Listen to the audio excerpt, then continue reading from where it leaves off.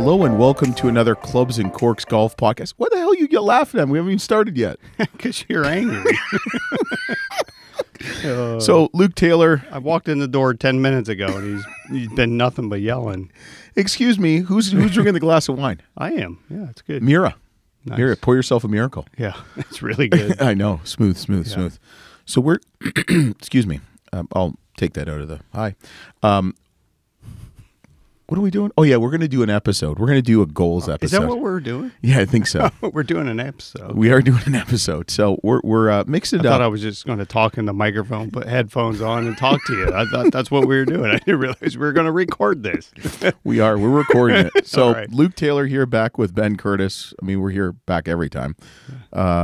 It's so far so good, huh? We've had some good episodes. Yeah, we have fun. Yeah, we've had a lot of great guests, and it's been fun just hearing the different stories. And we've had some young to old, and with different walks of life, and it's been a lot of fun. Yeah, and I feel like we're getting better at the technological side of it. I think so. Since the first one with Jason was our first interview. Yeah, but it was since then we've improved steadily, but not. No, it's been good. We're getting there. Yeah, I'm sure we're going to make mistakes, but it's all right. Say who? Yeah, we don't make mistakes. I never make one. I think you saying yes to me like in November about this is a mistake, but to you, but I regret it every day. Yeah, but it's all right. No. I think a lot of people say that about me when they meet me. Whenever they meet Melissa, you've met my lovely wife, and everybody's like, "Oh, wow, nice to meet you." Yeah. Like, okay, I'm not. Can I talk to her more? Yeah, yeah, she's the nicer one. Yeah. But so we're going to talk about goals. I am so excited. It's golf season is here. The shitty part was we had snow last week. But it does that every year in April, right? Well, it's Northeast Ohio, right? I've decided, because we're going to talk about goals, which one of my goals is I want to get in better golf shape, which means lose weight. After talking to Neil Hausch, I've decided that stripes are not good for me.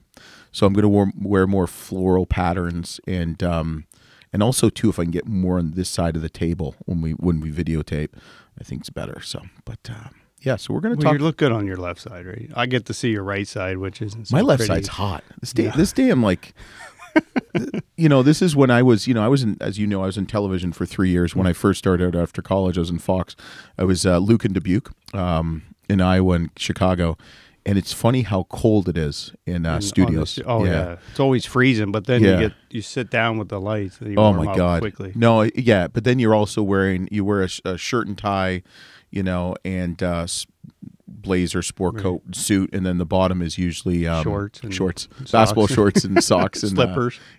Slipper. Never slippers. That's why it's so cold. Yeah. Oh my God, it's funny. But the funniest is like when you're in a live shot.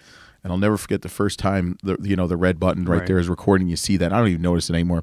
But I'll never forget the first time the red button went on. I was doing a story as a general assignment reporter about Walmart and just some arson and stuff like that. I probably said Walmart 3,000 times. You think I would be sponsored by them? And I got the talk. That was the only time the next day I thought I was going to lose my job.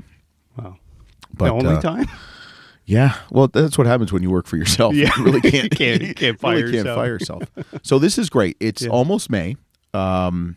You probably don't. Well, you're grinding with the teaching. Right. You're not playing as much, but you're starting to play more because of Liam and your daughter and your wife. Did your wife always play, or she just kind of? She's a good player. She played growing up, and growing up. Having another drink. Yeah, I know. Have another Mira. Yeah. It'll make it more clear. Yeah. So she played growing up and obviously played at Kent State, walked on there and played 4 years. And then, once I started playing on tour, she didn't play as much. Right. And, you're traveling and she's not going to take her clubs. No. I'm out, I'm playing. The last thing I'm going to do is go see, hey, let's go play another nine, But, so she didn't play much. And then now with the kids playing more and more, we get out quite a bit. That's got to be fun. It is fun. But she told me she beat you in college. She's lying. No, she told me. I remember there was some story. She's lying. She did. Okay. She did. I don't know. I don't. Everything your wife tells me, I trust. Okay. Yeah. I mean, because if I didn't, I think I'm sure she did. I mean, No. she was a good player. She could shoot in the 70s for sure. And, but the thing is, like, we'll get into it more here in a minute, but she was one of those that just improved each year and wasn't anything major. But by the end of her senior, she walked on by the end of her senior year. By the time she was a senior, she got a little scholarship. Nice. I think she didn't really play in any tournaments, but she was on the track to get in the lineup. I mean, they were a really good team too. Well, yeah. I mean, right now Kent's ranked like 10th in the state in the nation. Women's. Back then, they were probably right around 30th. But so still. What you didn't know, I think you knew this because sometimes you don't get back to me for like 6 days. Or you just don't respond, which is cool. We were both at the MAC tournament. You were in the morning, I was in the afternoon, and I took Lily. Yeah. And it was a blast. She didn't want to leave. We were there till like 6:30. And the first day, first 18, I think Kent State was down by 1 to Northern Illinois. And then the next 18, I think they won by like 17 or 20 strokes. I mean, it's just a different level. And it was really fun to see. I mean, some of the gals, talk to some of the parents, and it was awesome. We had a blast. Yeah, I went out a little bit in the morning, and it was a great venue, Silver Lake, and you could see a lot of different holes, and and that's what I love about college golf is you saw the teams, the kid would, girl would make a birdie or something or par or make a long putt. She'd turn around and wave to her teammate and stuff like that. And then she'd turn around, there was no one there. That happened one time. Yeah. Well, normally if you're playing like the third spot, but on the last day you actually the best score and there's nobody behind you do that. You can't like yell out in front. But, like I remember we used to like give sand signals, like obviously – flat across, even. We give kind of like the thumbs up, so you kind of make your arm go up and down for thumbs up, right. And then you just give the big X if you were playing bad, So really? We kind of had those going, and so, but I'd always, even if I play bad, I always went just even. I don't because you want to keep the that's the thing, morale, right? You want to keep the attitude good and high, and just because I'm playing bad. Obviously I was I don't think one of the better players. Well, but I mean, I had rounds, but I didn't want my teammates to understand that I was playing because if I start and then they feel you're the pressure, leader, right? You're the top player. You're the top dog. You feel that right. pressure, and I don't want them to get all. I want them to play good. So that's the beauty of college, And then you turn pro, and then you're on your own. Yeah, it's like you turn around, wave, and the guy gives you the middle finger. Like what the? Or if you play in the Waste Management Open, which they just. Yeah, I got to go to that. I really want to be, maybe on the ropes, around the ropes, just in the bottom, just to see what it feels like. No, you don't even have to. You can just stand on the 10th green and hear it all, or just outside. I just want to. I want to be there, and I'm trying to think who would be nice enough. Like Kokrat said, he was going to invite me to the Masters, and obviously he was. I think he just But that he's just being nice to you. No, that's nice. Maybe. Did he say he's going to fly you down on his plane too? No. Okay. No. Right. No. I find my way. But you would have been proud of me. So I saw your coach. I didn't stalk him. I saw your coach, and I'm like, I should go say hi to him. But then he might say to you, I definitely don't want to do this podcast. But he's a fellow Canadian. I think him and his wife were there? Yeah, him and his wife and his friend. I saw him earlier in the day, and he was going crazy. He was back in his old mode, obviously being a coach. He was like, and he's the biggest fan of Kent State. Doesn't matter what sport it is, and man, he was all into it. He was all fired up, and because when I was there, they was in the first round, and they weren't doing as well. No, and I go, Herb, relax. This team is really good. They're going to. Would you have said that to him in college? A few times, but you told Herb to relax in college because I heard he was like. Oh, he was intense. He was an old school Canadian hockey player, like a hockey but he was intense. But I mean, in a good way, I thought. He's just very passionate, right? He wants to win. Every time he's on the course, he wants to win. It doesn't matter who you're playing, right? Some of these schools, like Toledo, Ball State, Miami, Ohio, if they just get in the top 5, they're happy. He's like, no, we're here to win. We're not here to finish second. It's like a Canadian gold medal, 8th place. Yeah, I'll never forget. I'm like, Dad, my dad. Was that the Summer Olympics? Yeah, Summer Olympics. So I'm like, Dad, why is this lady, like, I don't want to say chick, woman, runner, like crying, and she was all happy. He said personal best. I'm thinking she won a medal. She came 8th place. Yeah, which is great. You know what? You train for years. I get that. A lot of those sports, like swimming and running, like you're competing against yourself, right? Right. It's you can't control what anybody else does, and I try to tell my students that in golf. Like I can't control what you do on the golf course. You can't control me in here. Right, but I can only control what I do, right? But that's life. I mean, that's what match play is so fun because, and we've talked about it, like you can play great and lose and play bad and win. But, winning, in stroke play, it's much winning harder. Ugly. Yeah. Remember that? Winning ugly. Yeah. I mean, you've played matches in match play. Doesn't matter how you do it. And the thing is, people get so like, oh my God, I shot a 74 and I played horrible. But you beat a guy who shot a 75, and no one remembers what you scored. Who won? Well, there's no pictures on a scorecard. Right. I mean, you won. It doesn't matter how you get there. If DeChambeau hits it 50, 70, 80 yards by me, who cares, right? If we still make a 4 on the hole, what difference does it make where he hit it?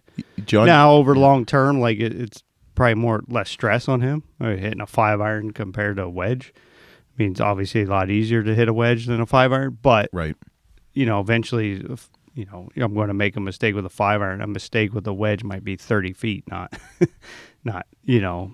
missing the green in the hazard or something like that. But at the end of the day, it's just getting it in point A to point B, right? Yeah. And so, that's what we'll talk a lot about with the goals is just, how do you get from point A to point B a little bit quicker, a little bit better, a little more efficiently? So it's pretty much, there's a saying, drive for show, putt for dough. Right? I mean, let's be honest. And let's say when DeChambeau doesn't putt good, why are you picking on Bryson? Well, I'm just saying because what if he says, you know what? The new trend is how far can you hit it? Like, I mean, obviously he's one of the biggest names in golf right now, and it just comes to mind because he's hitting it so far past everybody, but he's not winning every week. Well, I think he's winning at a high rate, but he's not winning every week. I just don't want to pick on him too much because what if he says, you know what? I'd love to be on the podcast, but Ben was really hurtful of me on the one podcast you had about goals. No, he wasn't hurtful. I didn't say anything mean about him. Do you think it's getting kind of out of control a little bit with the media, just kind of picking on certain players, saying they've Rory McIlroy or Jason Day, who we had, Spieth, who's, it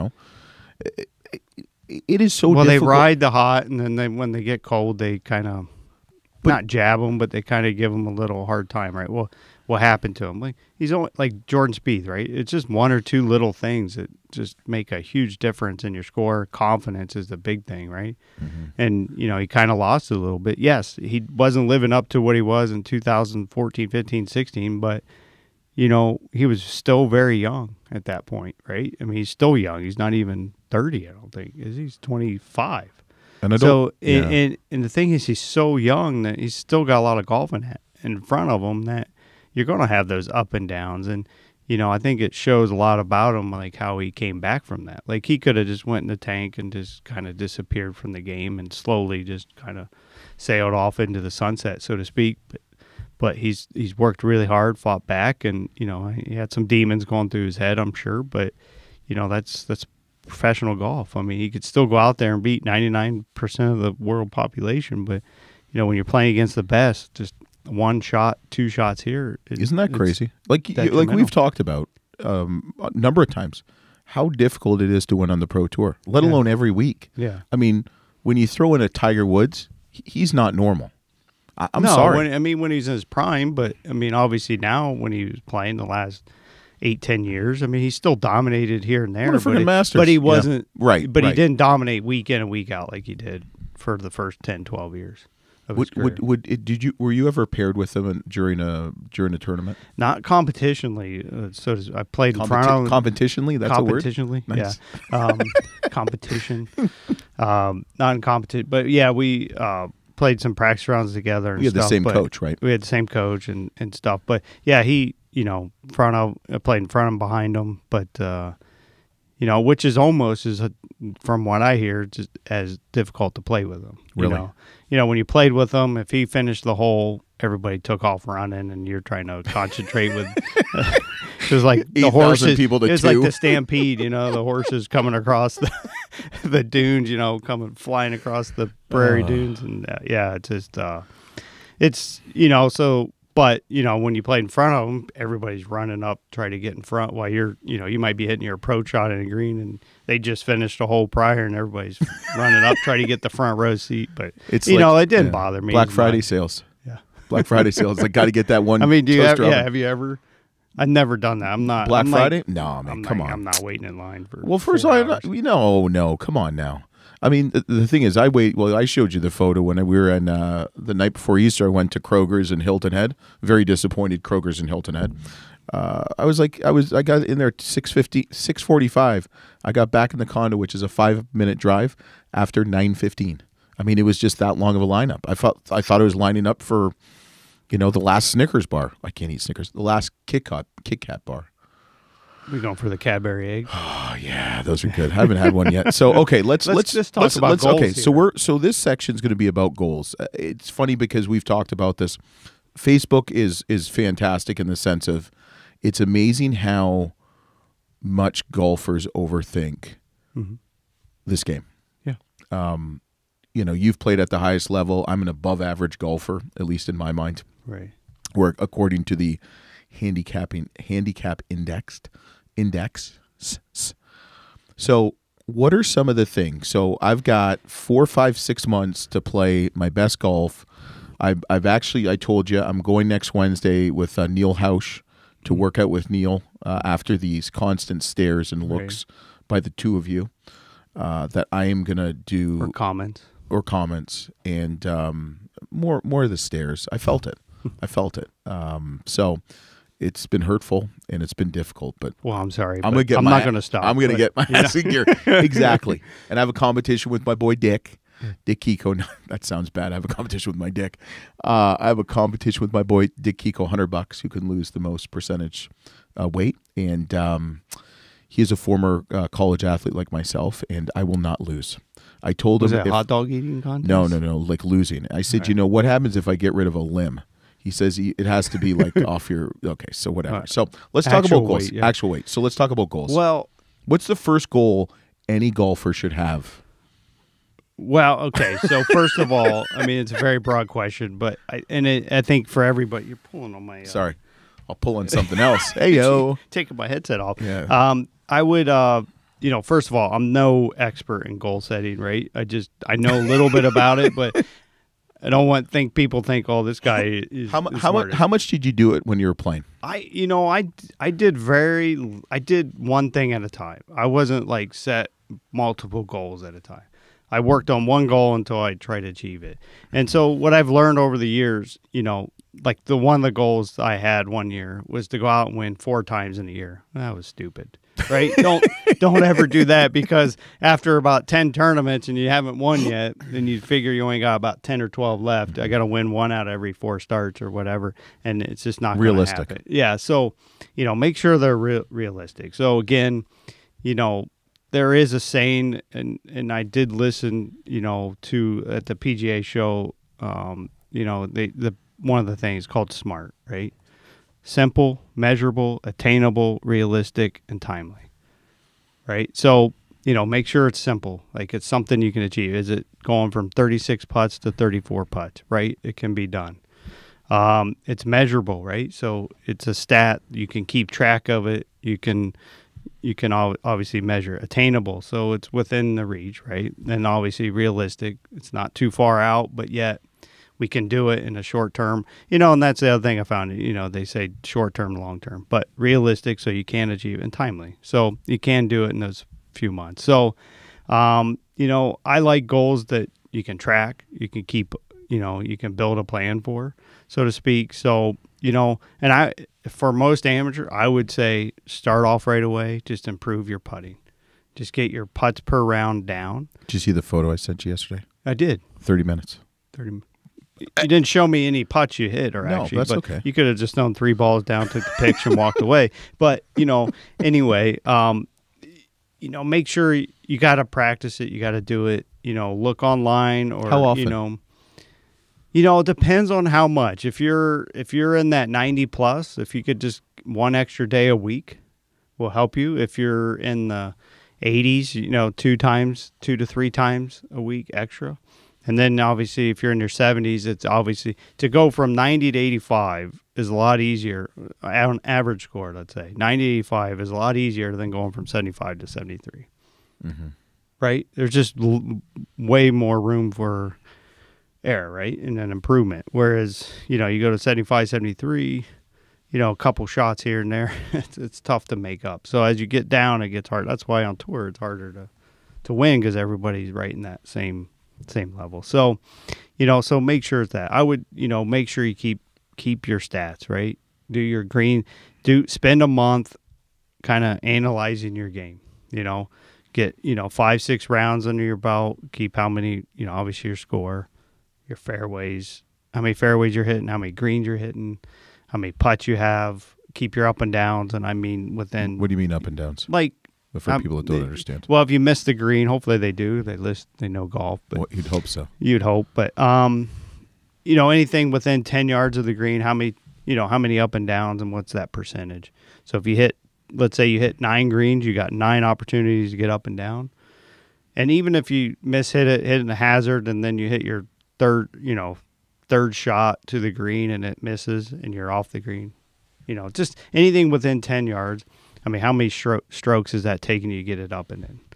So, and that's a big thing. Guys that shoot 90, they 10 feet off the green, it might take them twice to get on and then 2 or 3 putt, right? So, whereas a tour guy, he's averaging, 60% up and down. So that means, 1 shot and 1 putt. So, keep the stats, try to figure out where my strengths, where my weaknesses are. And then, obviously if you're averaging 40 putts, you're going to have to focus on your putting. But if you're averaging close to 30 and you're only hitting 1 fairway around, then maybe, kind of look at it the other way, kind of, okay, I need to work on my driving, hit more fairways and things like that. So I think that's where, I would start with the stats. That'll tell you a lot. So I tell you all the time, keep your stats, right? I never keep them. But it's just going to tell you a lot, right? On tour, when I played, there was so much information, so much out there. And it's like it gets overbearing, right? Yeah. And then you're like, you see all these areas you need to improve on. But, if I can just improve one part of that area, then maybe everything else will kind of. And the easiest part to probably improve is putting.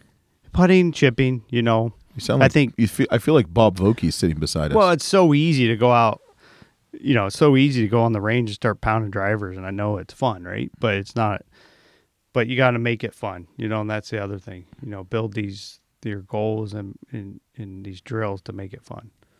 And we need to put on some. We're going to put in the next couple of weeks as it gets better some, 2-3 minute drills that you can work on and stuff like that. I know Jan gave a good one. Jan Dowling, or Coach Dowling of University of Michigan Women's Golf, gave the Spieth drill. So I think we should do. Well, that's one of the ones we should do. Yeah, there's so many drills you can do, and again, keep them simple, keep them fun. And that's the other thing they talk about is even within the drills, they're measurable, right? There's some accountability there. So whether it be, let's say you just want to make 10 in a row from 3 feet, right? It's something that you go through your routine, you practice it, but you have to make 10 in a row before you move on to the next thing. So it puts a little pressure on yourself, so it's game-like atmosphere, and then also it makes you focus, and it also, you have to do it 10 times, and it's very achievable, right? But if you lose your concentration and all that, and then you miss, a couple, you got to regroup and do it again. So, or it's, I got to make 10% of my, 20 footers. Mm-hmm. So, I'm gonna putt 20 from 10 feet, and I gotta make at least 2. And just stuff like that, and then do that every day, and then every time you go out, and see if you can improve that number, right? And then pick different putts. Don't always pick the same one. Do you do you have Oil of Olay hand lotion on? No. I smell Oil of Olay. No. I love the smell of Oil of Olay twice a day. No. Okay, sorry. That's just, I know that's I go all over the place. How important is the warm-up? So you're playing, I feel like, as they say, I'm coming in hot, meaning right. I'm not sweating, I'm not hot, I just haven't warmed up. How important is the warm-up? Well, I think it's very important. I think, most people, if they got 10 minutes, they run to the range, they grab their 7-iron, hit 2, 3 7-irons, they hit, and then they grab the driver and try to pound 4 or 5 drivers, and then, I don't like that because your rhythm's out. I'd rather you go hit a few wedges, right? Just take a wedge and, start off a couple shots short, 40 yards, and then go to 100, and then go, full swing, and then, but for me, always the warm-up should be about 80, 90% of your full swing, right? You just want to get loose, right? Most of the time, because you want that good rhythm. If you go there and start pounding 7 irons and drivers right away, your rhythm's going to be off. Because you're not loose anyway, so at least do some Jimenez stretches if you have to. Yeah. You know, at least get your body moving. Right. You know, a few twists and, you know, some stretch down the leg, you know, hamstrings and calves are a big one too. And you know, just get the body move, get the blood flowing, you know, move the arms, circle, you know, just it's very important. Yeah. Yeah, moving the arm circle. Yeah, just kind of get the blood going throughout your body. And, you know, a lot of guys on tour, they go to the trailer, they get on the bike for a few minutes, very low resistance, just kind of get the legs moving, start there. They get off and they, you know, do some band stuff or some stuff with the, you know, the medicine ball, you know, just some twist over that. And, you know, some of them do more of an extensive workout, but 90% of them are, you know, 30 minutes of just getting the body nice and loose. So when they go out there, they're performing at their best. Do you ever think the PGA Tour should adopt the breakfast ball mentality? No. Everybody warms up for 2 hours, so you have Can no you imagine? excuse. Yeah, I'm gonna hit another one. yeah, I'm gonna mulligan. I mean, we do it in practice rounds. Yeah. Do you really? Oh yeah. Oh, When yeah, all the time. you play practice rounds, you would hit a couple balls, and some guys would just eat and go right out, and some guys would go do their normal routine. And Some people just eat and just go play. I did. I would eat and then just go just a couple twists and hit the ball. You know. But I didn't need to practice a lot. I didn't like it. You were that much. gifted. I wanted but I wanted the practice on the course. You're just so talented. No, not really. But- It's amazing, but I know people Yeah. that can do that. Yeah. So let's take a So- quick. Oh, go ahead. Sorry. So back to goals real Okay. quick. You so, still want to talk about goals? Yeah. Okay. Well, isn't that what we're here for? Yeah, but I mean, okay. Can we do? So this is why I say putting, Okay, putting. because 41% of all putts or all shots coming are with with the stats. putter. 41%. That's for the average golfer. Right. So if you're going to practice and you think you can improve, you can always improve your putting, even if, you know, but you may not necessarily get your average putts down, but you might improve certain areas of it. You know, like on tour, we had the shot length. And so one year, two best players in the world, number one, number two, were the best putters from 10 to 15 feet and 15 to 20 feet. And they were Jordan Spieth and Jason Day. Does that include gimmies? No, there's no gimmies. Oh, well, 41% of. Well, I mean, okay. This sorry. is. It's all about the pros. Okay. I mean, if you're at Fairlawn or, you know, Yeah. 5 feet and in, Yeah. well, that's good, you know, but you guys would only make about 40% of those, you know, but I know, isn't it great? Yeah, I can hit this all day. Haven't Yeah. seen this guy hit it in 12 years. yeah. So anyway, Right. that's where, I mean, we'll get back to it later Right. after you do your speech here, but 41, start with putting. It's the easiest thing to do. All right, get your hand up. The Miracle Wine Capturing a Special Time and Place finds its essence in the Mira Cabernet Sauvignon Schweitzer Vineyard. Even before Jim Bear Dyke and Gustavo Gonzalez founded Mira, they dreamt of making a definitive Napa Valley Cabernet from this premier Grand Cru vineyard, first planted in 1885 in the heart of the Stag's Leap District. The Schweitzer family devotes incredible care in their stewardship of the land and the fruit it yields, making them ideal partners in Mira's quest for pure expressions of vineyard and varietal. My favorite part's coming up. The Mira Cabernet Sauvignon Schweitzer Vineyard. Pour yourself a miracle. Yeah, so for all you wine fans out there, if you ever do go out, make sure you go see Jim Dyke at Mira. It's not Jim Stuff. Dyke, it's Bear Well, Bear. and Gustavo. Gustavo. And I haven't met Gustavo. He's but, awesome. But, you know, he obviously makes the wine. Jim Yeah. runs the property. But Bear. Bear. He doesn't go by Jim. I know he Bear. doesn't.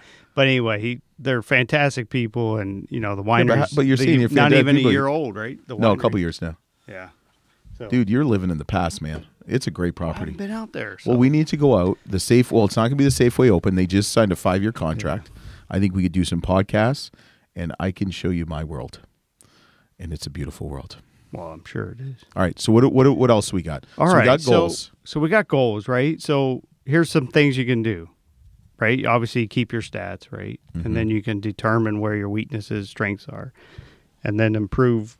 I'm a big believer, though. Improve what your weaknesses are, but also keep your strengths really strong, right? So keep improving that, right? Because, Jordan Spieth, right? If he can continue to keep that putter hot, right, and get that better and better, this is going to be, even though that's his strength of his game, he's just going to become more deadly, right? So, 1 or 2 shots a tournament for him can make the difference between winning and finishing second or third. So, write it down.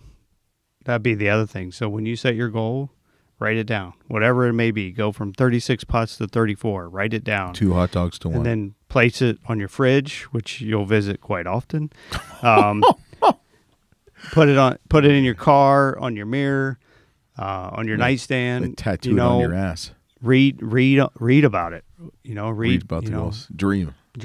Yeah, I have good a dream. Things, Yes. So make it visible. Get it visible so you see it, and then go work on it and go to attain it.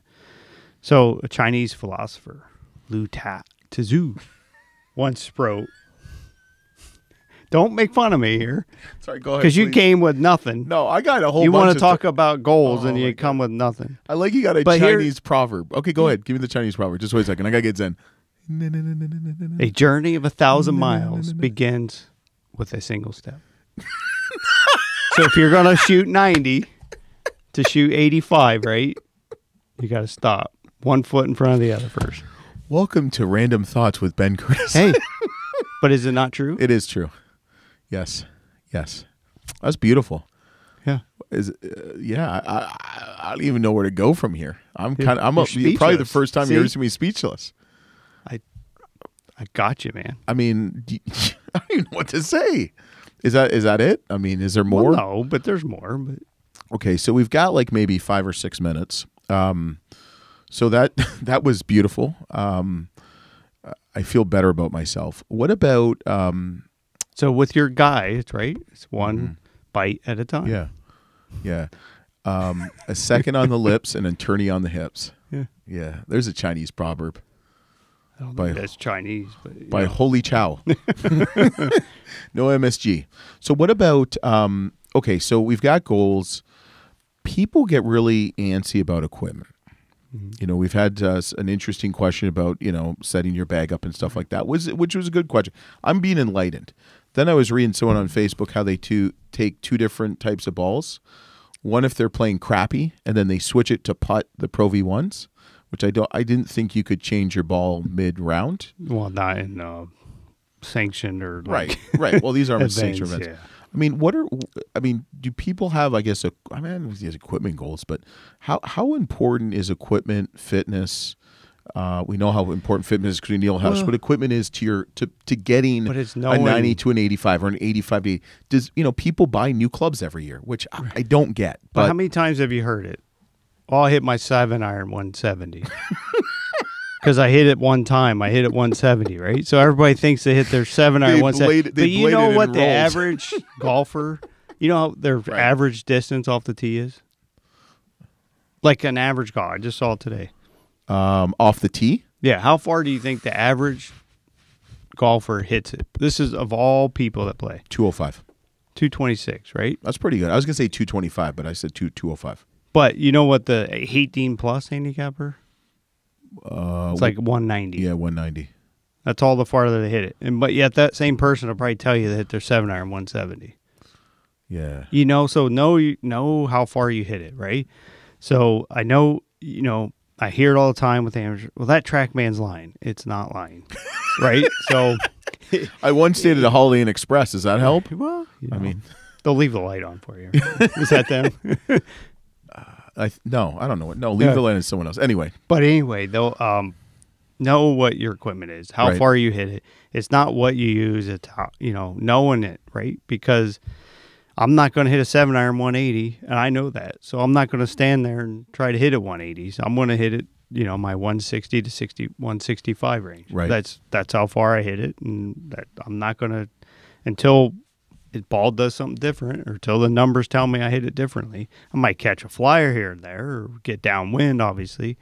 But so no, I think that's the key thing is most amateurs, be really realistic about, get on the track, man. I think you talk about that, get fitted, right? Go to your pro, get fitted. That'll really help you, determine. A lot of them now are doing it with TrackMan or, Flight Scope and that stuff. And, you know, you can make an adjustments in there if you have gaps and stuff. And I work with a lot of the kids, and you know, I'll notice it, and you know, hey, you might need to think about bending the club here and there. We used to do that all the time. You know, I bend a 8-iron at half a degree just to get, you know, a couple yards difference, just to shorten the gap, or if I needed to expand it or whatever.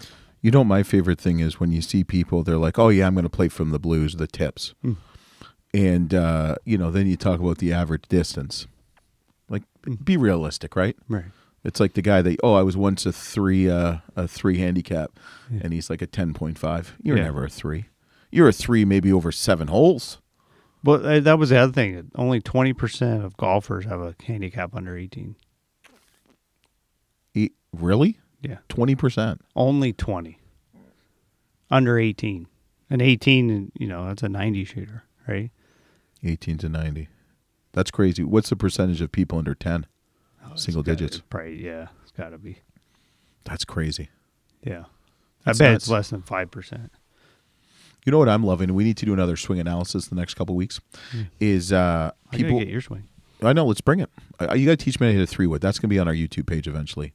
We need more subscribers for a YouTube page. We got 66. We need 100 to get an actual. You need me to click 34 times? No, subscribers. Subscribers, Ben. You're not listening.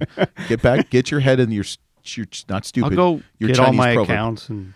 What do you got? Like 50 accounts? No. Some people do. It's kind of weird, yeah. but no. But you know, if you get 100 subscribers on YouTube, you actually get a www.youtube.com/ like Clubs and Corks.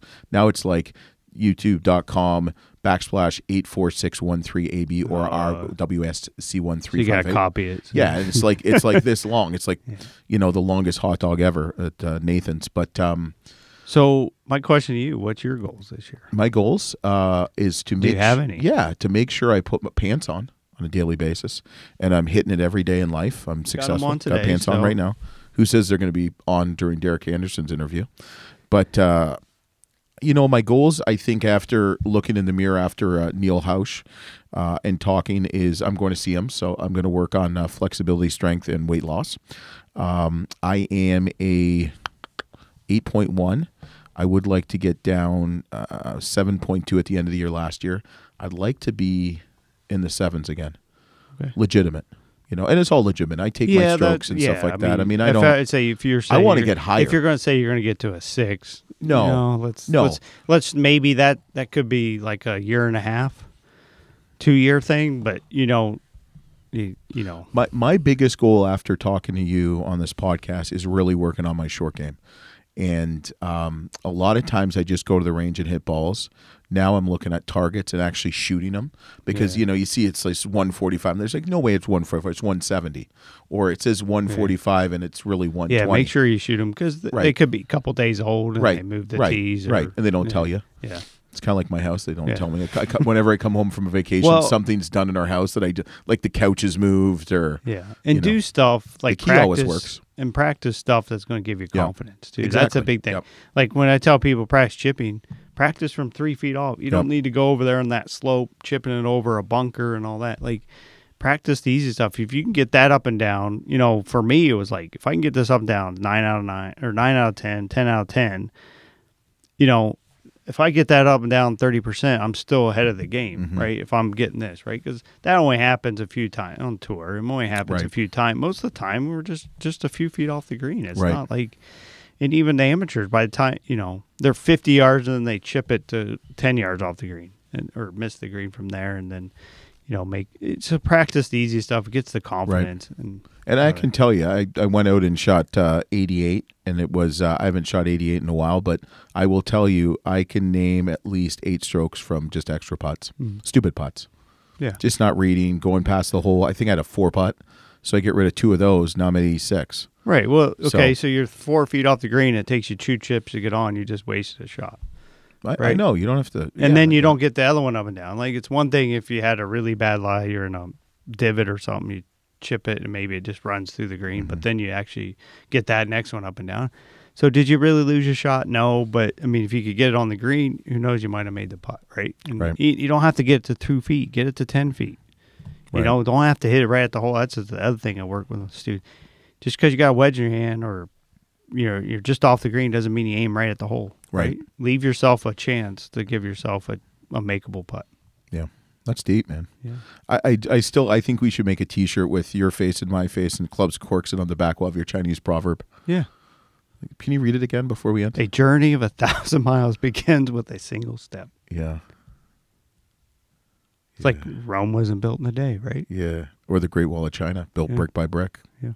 Well, Ben, I think that's enough about It was goals. fun, yeah. It was good. I appreciate it. Thanks for making fun of my Chinese No, I think it was proverb deep. there. I can't imagine where you got it from. I don't know why you're checking your phone right now. Well, but he's ready. okay, well, tell DA to wait.